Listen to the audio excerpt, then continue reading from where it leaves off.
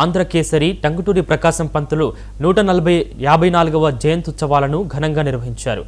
ప్రకాశం చౌక్లో ఏర్పాటు చేసిన ప్రకాశం పంతులు విగ్రహాన్ని కేంద్ర సహాయ మంత్రి భూపతిరాజు శ్రీనివాసవర్మ ఆవిష్కరించారు. స్వాతంత్ర సమరయోధుల త్యాగాలను ప్రతి ఒక్కరూ ఆదర్శంగా తీసుకోవాలని పిలుపునిచ్చారు. న్యాయవాదిగా, స్వాతంత్ర సమరయోధుడిగా, ప్రజానాయకుడిగా ప్రకాశం పంతులు దేశానికి విశేష సేవలందించారని కొనియాడారు. ఆయన సేవలను స్మరించుకునేలా విగ్రహాన్ని ఏర్పాటు చేయడం గర్వకారణమని శ్రీనివాసవర్మ పేర్కొన్నారు. కొంతమందికి రావాల్సినటువంటి ప్రాచుర్యం కన్నా ఎక్కువ ప్రాచుర్యం వచ్చింది, మరి కొంతమందికి రావాల్సినటువంటి గుర్తింపు కన్నా చాలా తక్కువ గుర్తింపు వచ్చింది. కారణం ఏమిటంటే మనం చదువుకునేటువంటి చరిత్ర పుస్తకాల్లో వాస్తవాలు చెప్పబడలేదు ఆనాడు అనేటువంటి విషయాన్ని ఈ సందర్భంగా మనం ఉపయోగపడగా ఉంటాం.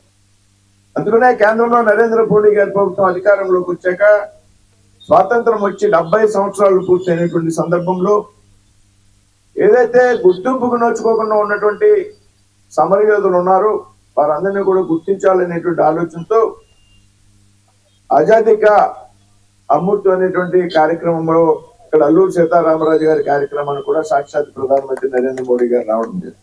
ఈ విధంగా టంగుటూరి ప్రకాశం పంతులు గారు ఆయనకి గుర్తింపు వచ్చినప్పటికీ కూడా